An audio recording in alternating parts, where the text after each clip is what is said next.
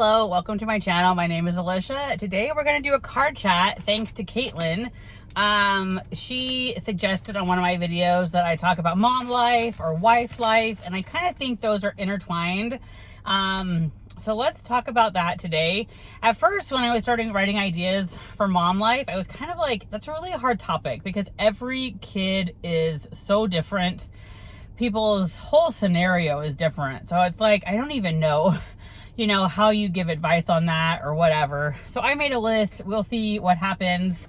I do have a very large drink. Diet Coke right now is my poison of choice, mixed in with a little bit of cherry Coke.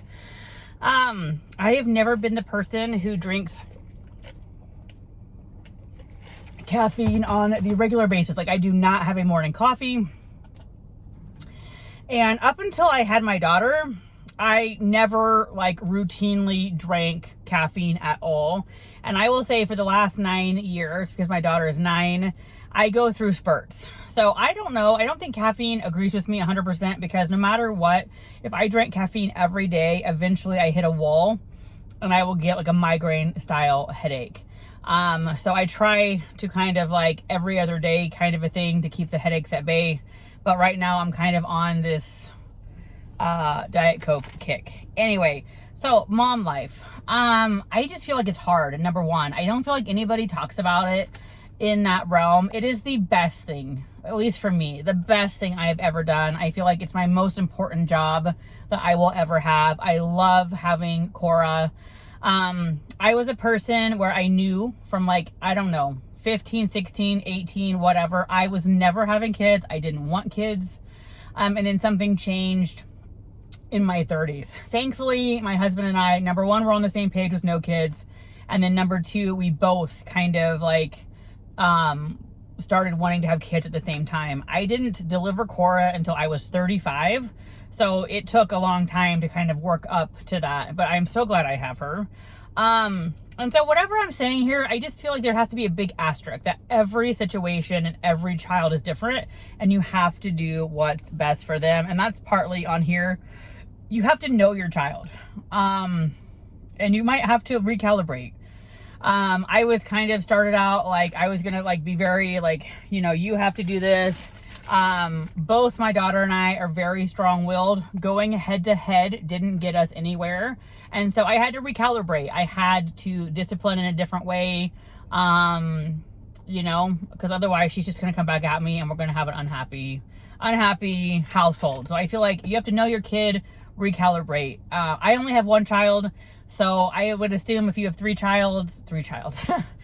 children, you might have a different style for each child because they could be drastically different.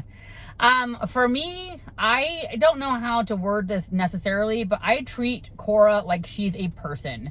And I don't know whether that makes sense to anybody, but I treat her like she's a person with feelings, wants, desires, needs. I have examples in my life where people treat their kid kind of like an accessory, or I would say less than a person. I mean, that makes it sound really bad, but they don't always take their child's needs or feelings in account. And I suppose either extreme is bad, but, I acknowledge her feelings. I take into account her thoughts. Of course, I'm the final answer and it's not like she gets everything she ever wanted, but I feel like I treat her like a person. Also with parenting, oh my gosh, again, back to, I think being a parent is so hard. We're gonna make mistakes. I feel like I worry about her more than I worry about anything else. Any mistakes or anything, I feel like they hit me way harder. She was in that COVID time of education. And so her kindergarten year, we had a choice of Zoom and I guess paying a babysitter because we both work. And so she would have had kindergarten on the TV. So we chose to put her in my church's kindergarten, which I don't think was the best kindergarten. But anyway, kindergarten and preschool, nobody had mentioned anything about anything of having a concern for Cora. All the parent conferences were really good. Then we get to first grade and the grades aren't so good. Things aren't, but there were kind of I don't feel like there were red flags. So parent conferences weren't until November that year. we found out she had ADHD, or we ended up getting her diagnosed with ADHD. My husband has it. She didn't know phonics, wasn't reading, and I felt so much guilt. Like I'd failed my kid. She was going to never read. I mean, it was truly stressful. I didn't know what to do. Anyway, so just know you're going to make mistakes and you have to work through it. My daughter just this year got exited out of reading. She's now reading. She's in 3rd grade. She's reading at a 4th grade level. I always knew she was really smart, so it wasn't about ability, but I just say, like, I feel like we have mom guilt, dad guilt, every parent guilt is just unbelievable. I was fairly sure I'd ruined my kid. I felt like I should have had more, I don't know, hands-on, I don't know, something. I don't know. So I feel like we have to learn to like let it go. We're not perfect, but that was a hard one. Some of this is just kind of general parenting tips. I would say be consistent, and that might come from me being a teacher, but I feel like most people thrive with consistency. I know at least I do. I like consistency. I don't like change. Of course, some things have to change, but if you're consistent with your punishment, with your expectations, I feel like that's a good model. And also, this is just one that worked for Cora. She needed this. Some kids probably don't need this. But she needed front loaded. Like, you know, if we had to leave the house, it was better to say, hey, Cora, we're going to the dentist. We have to leave in 20 minutes. She needed front loading. Like that made it so much easier. If she knew the plan, she was good to go, but she's not one that's going to get ready in a hurry. Rushing is not going to work. So front loading, but again, I think that comes from a classroom thing for me.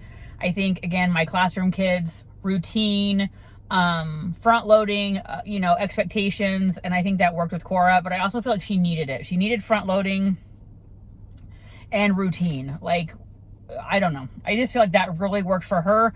Other kids might not care. They might love chaos. And I mean, it doesn't have to be chaos not to have routine, but I feel like those really, really helped. For me, traditions, building traditions is really important. I came from a household where we had lots of traditions. We dyed eggs at Easter. We put up ornaments at Christmas. We made cookies for Santa. So I am really big into the holiday activities, traditions. I don't know. And now she even like will say, but Mom, it's a tradition. And we have more than just holiday ones. I can't think of one at the moment. But things have almost become a tradition. Like and it doesn't have to be a holiday, but I can't think of one right now.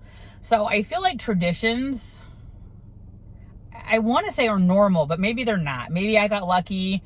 I would think the average family though has traditions. So I feel like traditions are super important. I don't know. I don't have a reason why, but I think they are. This is one tradition that I don't know if everybody does. So in my mind, everybody does story time with their kid at night. Is that true? Let me know. Did you have story time when you were a child? Do you do story time with your children? That was very much a tradition in my household. My mom read to me every night until eventually I asked her not to, which at this point I would guess broke her heart. But I probably well into past the point where we should have. I was probably 6th or 7th grade, which again is probably way past the time where you read. So we read to my daughter every night. Even now, she's in 3rd grade. My husband reads to her at this point. I have holiday books from when I was a kid. So let's see, Valentine's Day, Easter, Christmas, and Halloween. I have and we've had added new ones, but so I generally read those, and so we like have typical books. But I've now realized that not everybody reads to their kid, and I just thought that was like a normal tradition for so many reasons. You're bonding with your kid, that it's going to help them academically. So I don't know. I was kind of shocked to realize, like, I ended up finding out friends or family that don't read to their kid every night. And I understand we're in a busy world, but it doesn't have to be 55 minutes of reading. It can be a quick 5-minute, read what you can in 5 minutes, put the bookmark in, come back the next night. But I think with kids, for me, the most important, and maybe in life in general, make memories, have fun. I feel like we can get so caught up in the everyday stress. You know, sometimes we just have to take the 10 minutes, pull out the Uno cards, play Uno. And I will say we've struggled with that a little bit more. We're getting back into it. Like, my goal now is like at least once a month, kind of do something really fun on the weekend. Because I'm lucky in that I don't have multiple kids and there's sports schedules and all the things. I can't even imagine if I had 3 kids and they were in 3 different sports. But make time to have fun. And I know now that Cora's in kind of like real school, or she's older grades, you know, you got the homework, then we have to get her to karate. She's got Girl Scouts. There's like so much going on. But there are some times where it doesn't happen every week, but I just pull out the Uno cards or have her choose a game and we play 10 minutes of a game.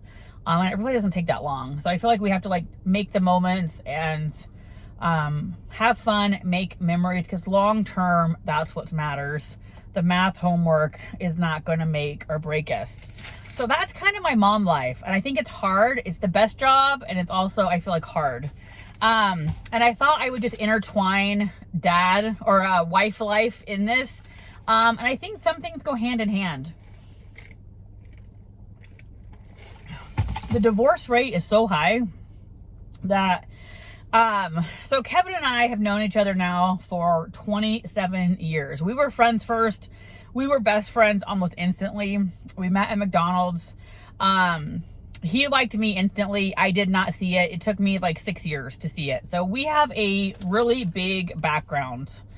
And I think that helps. I almost think marrying your best friend is a good idea. So we have a very thorough background. History. So prior to having kids, we had we were like 10 years in marriage before having kids. And at that point, that was like 16 or something years knowing each other. And I think that helps because I feel like people who, not that it's bad either way, but like you only dated for a year, then you got married, you had kids, you don't have the history. And boy, there have been times in the last 9 years where having kids makes marriage hard. We're like ships in the night, or we're factory workers getting things done. There's not a lot of time to talk. Now that Cora's older, she wants to be involved. I don't necessarily want to have certain conversations in front of her. So I feel like kids, you have to work at your marriage, I guess is what I'm getting at. And kids make that harder. And so we had seen a lot of like examples of marital strife. Kevin's parents were divorced. So we knew going into having kids that having like a date night, making time for ourselves was very, very important. I wanted to come out on the other end, still loving him, still friends, whatever. And so we have zero family where we are. So we have to pay the babysitter, and we make it a point to have date nights each month because that's the only way we get alone time. There's no dropping Cora off at grandma's house for the weekend. We do get that about 3 times a year. We do have grandparents in San Diego, but with traffic, that can be a 2-hour drive each way. So what I meant was like, there's no Friday night going to grandma's or like a random drop off for a couple hours. It has to be a whole thing to get to grandma's. So I feel like probably in any relationship, we need to make time for each other, date nights, even if it's free, go for a walk, I don't know, play a game. But I also feel like each person's different. So what would work for my husband wouldn't work for your husband. So I feel like you have to know your person, and it took me a long time. So Kevin, ADHD, and I would say borderline on the spectrum. Like, you know, my dad always called him the absent-minded professor. So whether he was on the spectrum or just, he's kind of like one of those super smart, but personal skills aren't the best. And it took me a long time to accept that I wasn't necessarily going to get the romantic thing. And I think for me, you know, I had grown up loving to read romance novels. I like romance movies. And so you kind of expect that. And I feel like that we need to check our expectations. Life's not a movie. Life's not a fairy tale. We're not going to have fireworks every day. And so it took me a long time to just accept him. Like, he's doing the best he can. We're not going to have big romantic gestures. And so I feel like you have to know your person and kind of just accept them. And the grass is not always greener. Clearly I have issues. He has issues. Everybody has problems. Nobody's perfect. Just because, you know, you divorce somebody or you kick them to the curb, the next guy is also going to have their set of issues. So no situation is ever going to be perfect. In any relationship, I would know your non-negotiables. Like, I mean, I've known him since we were 17, so I knew him. There were no really red flags to look out for. Honesty is like my number one. Like, you're not gonna lie to me. I would not put up with that. I mean, clearly there's like the whole, like, whatever. I wouldn't put up with him cheating on me, but like just in a normal relationship, honesty is important. Like, we're not, like, lying is not an option. And I feel like just the other day, I sent him a message. I'm so lucky. I feel like we need to focus on the positive with each person. He brings so much to the table.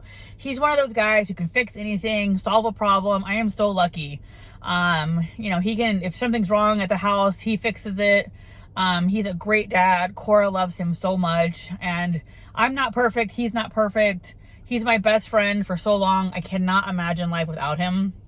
And so I feel like you just got to do what makes it work. So I don't know. That's all I have to say kind of about wife life. It's hard too in its own world, but I think it takes work.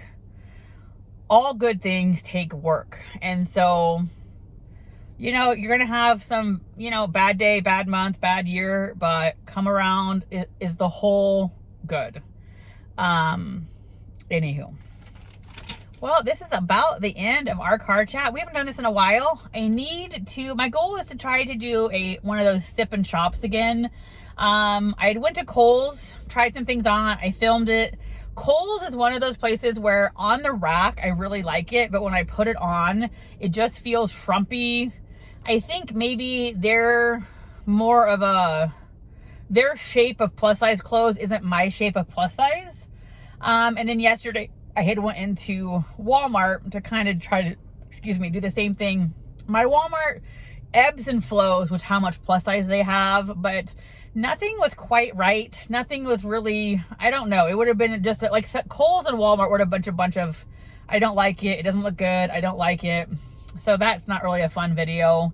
I will say Walmart for me is the secret place to buy pajamas. I used to treat myself with Soma every so often, but they are too expensive and I feel like their quality has gone downhill. So it's not worth it. And I love Walmart. They have the silkiest, softest pajamas. They last a long time. I think it was about 20 bucks for the set. And what I love is they have separates. I am, if you can believe it, an extra large on the bottom, and I got the 3X top.